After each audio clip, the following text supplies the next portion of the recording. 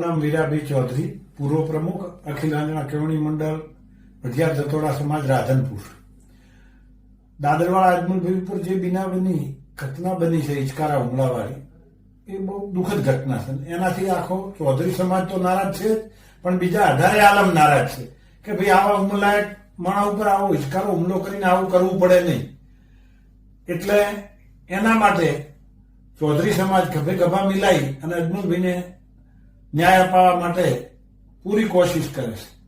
પરંતુ સમાજમાં થોડુંક વાતાવરણ એવું લાગ્યું એટલે મારે આ ઘટનાનું વર્ણન કરવું જરૂરી લાગ્યું. એટલે આ વિડીયોના માધ્યમથી આપ સમાજ બંધુઓને આ ઘટનાનું વર્ણન એવું છે કે આ બનાવ બન્યો તેથી તારીખ 11 હતી અને બપોરના 12 વાગેલા હતા. અજમલભાઈ થરાદ ગયેલા હતા અને ત્યાં એમના પોતાની બાજરીને એવું લેતા હતા. એ ટાઈમે કોકે જાસૂસી કરી અને એમના ઉપર આ કૃત્ય કર્યું. તારે એમના દીકરા વિનોદનો ફોન આવેલો મારા ઉપર કે કાકા મારા પપ્પાને આવું થયું છે અને ત્યાં દેવ દરબાર જાગીર મઠ લઈ ગયા.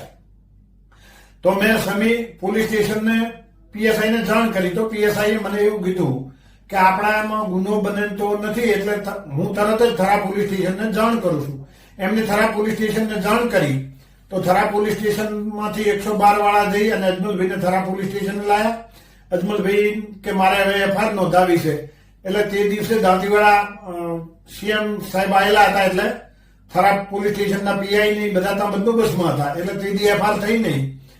બીજા દિવસે અમને એવું લાગ્યું કે આ થાય છે નહીં, એટલે સમાજના ચાલુ પ્રમુખ ભવનભાઈ અને એમની સાથે 5 વડીલો ગાંધીનગર મુકામે આદરણીય અધ્યક્ષ શ્રી શંકરભાઈ ચૌધરી સાહેબને મળ્યા.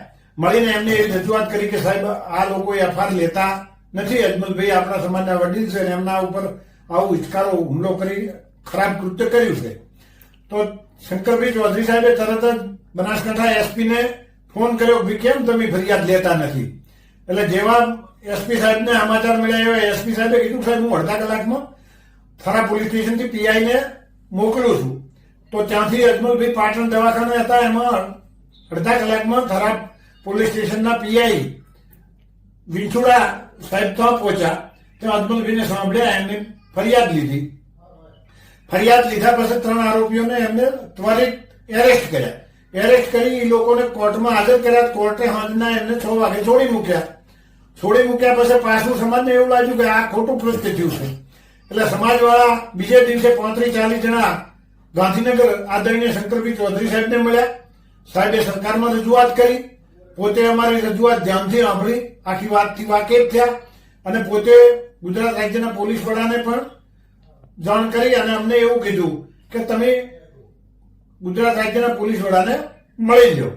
એમને મળ્યા પછી પોલીસ વડાએ અમને ખૂબ શાંતિપૂર્વક સાંભળ્યા અને કીધું કે ભાઈ જે ગુનેગારો છે એમને હું કડકમાં કડક સજા થાય એવી કલમો લગાવી અને એમને જેલના હવાલે કરીશ. આવી બધી વિધિ થઈ અને જુઓ સુધી અમે ઘેર પણ પહોંચ્યા નતા રાધનપુર મુકામે અને તરત જ ઓલા 3 આરોપીઓને એરેસ્ટ કરી અને એ લોકોને એકને સુરત, એકને ભાવનગર, એકને જામનગર જેલમાં ધકેલી દેવામાં આવ્યા. એમના ઉપર પાસાની કલમ લગાવવામાં આવી. આ બધું થયા પછી 31 તારીખે પાછા સમાજ બંધુઓ સિનાડ મુકામે એકત્રિત થયા. એમાં દિયોદરથી જસાવાળા ભેમાભાઈ આવ્યા. ભેમાભાઈ આવીને એવું કહેશે કે ભાઈ આ બધું મેં કર્યું છે. તો હકીકતમાં સમાજને મારે એવું સંદેશ સાચો આપવો છે કે હકીકતમાં એ ટાઈમે ભેમાભાઈ ત્યાં હતા નહીં. આ કરતા હતા જો કોઈ પણ હોય તો એ ગુજરાત રાજ્યના વિધાનસભાના અધ્યક્ષ આપણા આદરણીય શ્રી શંકરભાઈ ચૌધરી સાહેબે જ કર્યું છે. તો એવા ખોટો જસ ખાટવા માટે એ અને રમેશભાઈ ષડયંત્ર ચેનલના પત્રકાર મારફત એમને ઓડિયો ક્લિપ કરી અને પોતે એવું કહેશે કે ભાઈ આ બધું મેં કર્યું છે અને જો સમાજના આગેવાનો હવે આમાં સહકાર નહીં આલે તો સમાજના આગેવાનોનો બહિષ્કાર કરવામાં આવશે. તો ભેમાભાઈ મારે તમને એક સંદેશો પહોંચાડવો છે આ વિડીયોના માધ્યમથી કે જો આપ સમાજના આટલા હિતેશુ હતા તો વિધાનસભાની ચૂંટણી વખતે શિવાબા ભુરિયાને સામે ચૌધરી સમાજમાંથી આપ પાર્ટીમાં આપે ફોર્મ ભર્યું હતું ને, તો સમાજે તો એ ટાઈમે આપનો બહિષ્કાર કર્યો અને આપને 1500 વોટ મળ્યા હતા. બીજું રેખાબેન લોકસભા લડતા હતા તારે આપણે શું કૃત્ય કર્યું હતું એ બધા સમાજ જાણે છે. તો આપને જે કરવું હોય એ કરવાની છૂટ હોય છે, અને સમાજમાં આવા વર્ગ વિગ્રહ શું કેમ કરાવો છો ભાઈ? તો ભેમાભાઈ, અમારો સમાજ એક છે, તમે આવો સમાજમાં વર્ગ વિગ્રહ ઉભો થાય એવું કરશો નહીં. વઢિયાર જતોડા સમાજમાં આગેવાનો બુદ્ધિશાળી છે, એવી તમારે અહીંયા અને કાંઈ 14 વેળા એવી કરવાની જરૂર નથી. એટલે મહેરબાની કરીને તમે આવું કૃત્ય ના કરશો.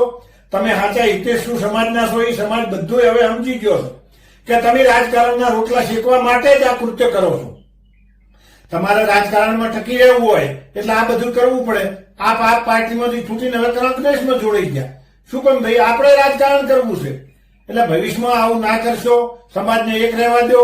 અને સમાજને આ વિડીયોના માધ્યમથી યુવાન મિત્રોને ખાસ વિનંતી કરું છું કે તમારે હાલ જરૂર છે ધંધા કરવાની, ચાંદ ને ચાંદ તૈયારી કરીને નોકરીમાં લાગવાની. તમે ધંધા રોજગાર કે એવું કરો ભાઈ, દિશાહીન ભટકવાનું કામ ના કરશો. બહારથી આવી અને કોઈ ગમે ભટકાવે એમ થોડું આપણે ભટકી શકશે ભાઈ. આપણે બધા તત્પર છીએ જ, પણ ભેમાભાઈ જે છે એવું નથી કે ભાઈ એવી ભેમાભાઈની કે રમેશભાઈ ષડયંત્ર ચેનલ વાળાની કોઈ વાતમાં આવી અને કોઈ પણ અનિચ્છનીય બનાવ બને કે ઘટના બને એવું ના કરશો. સમાજ ભેગો છે, રહેવાનો બધું તમને મળે ત્યાં સુધી. અને શંકરભાઈ ચૌધરી સાહેબે ખુદ અજમલભાઈને પૂછો કે તમને ફોન કરી તમારા ખબર અંતર દવાખાનામાં પૂછાશે કે નહીં. તેથી અજમલભાઈ એવું બોલે છે કે સાહેબ ખૂબ ખૂબ આભાર તમારો. સાહેબ એવું બોલે છે કે ભાઈ હું તમારી સાથે છું, તમે ગભરાશો નહીં. તમારા ઉપર જે કૃત્ય કરવામાં આવ્યું એ આરોપીઓને પૂરેપૂરી સજા કરાઈશ, એટલે એની ચિંતા કરશો નહીં. તમને કરીશ અને હું તમારી સાથે છું. તો પછી આવું બધું કરવાની જરૂર ક્યાં રહેશે? એટલે મહેરબાની કરી કોઈની ખોટી વાતોમાં આવશો નહીં, ભરમાશો નહીં. અને હવને રોટલા શેકવા છે એ વસ્તુમાં આવશો નહીં. અસ્તુ જય અર્બુદા.